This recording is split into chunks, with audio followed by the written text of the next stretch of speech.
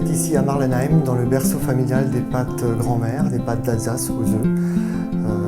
Je me présente, Philippe Burger, je suis de la 3e génération.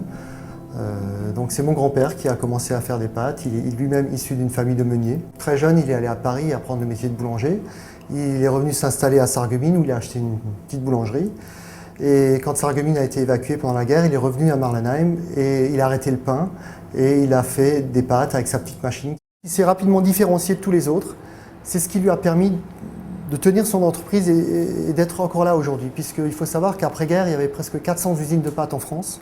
Aujourd'hui, il en reste 6, voilà, dont 3 en Alsace. Les pâtes, alors en France, sont faites uniquement avec de la semoule de blé dur. Avec le blé tendre, on fait de la farine, on fait du pain. Avec du blé dur, on fait du couscous et des pâtes. La différence, c'est que si on faisait des pâtes avec du blé tendre, les pâtes seraient collantes. Avec le blé dur, les pâtes ne collent pas. Il faut rajouter soit de l'eau, soit des œufs, soit de l'eau et des œufs. Alors, la particularité des pâtes grand-mère, c'est uniquement de la semoule de blé dur et de l'œuf entier. Nous avons des contrats avec des casseurs d'œufs, donc le métier de casseur d'œufs, c'est un métier qui s'est créé pour les besoins de l'industrie. Ici, on se trouve dans la salle, on réceptionne la coule d'œuf. On est livré tous les jours 25 tonnes de coule d'œuf tous les jours, ce qui équivaut à peu près à 500 000 œufs coquilles jour. Les deux ingrédients vont se mélanger dans une mélangeuse rapide. Ensuite, vous avez un temps de mélange de 25 minutes à peu près. En même temps qu'on remplit la mélangeuse, on la vide de l'autre côté.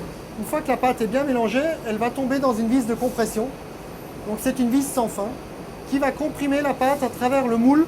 Elle sera donc coupée par un couteau. Et donc cette pâte, elle est molle. Elle est molle et collante. Donc cette pâte, elle va être soufflée, elle va être légèrement croûtée pour qu'elle ne s'agglomère pas. Donc une fois qu'on a passé le trabateau, les pâtes vont aller dans un pré-sécheur avec un temps de passage de 45 minutes. Alors, comment on sèche les pâtes? C'est comme chez vous, quand vous faites un shampoing, vous lavez les cheveux, vous prenez le sèche-cheveux et vous évaporez l'eau. Nous arrivons à un temps de séchage de 3h50 au plus rapide avec les nouilles.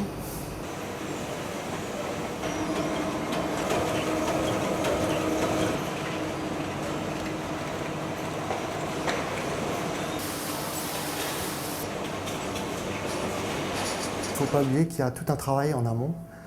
Il y a le travail de l'agriculteur qui travaille la terre, qui élève son blé, qui le soigne, qui le chouchoute. Ensuite, il faut la travailler dans le moulin.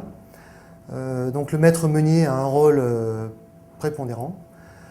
Et bon, ensuite, il faut nous la livrer suivant nos critères. Ma fierté, c'est d'avoir pu travailler avec mon grand-père, d'avoir pu travailler avec mon père.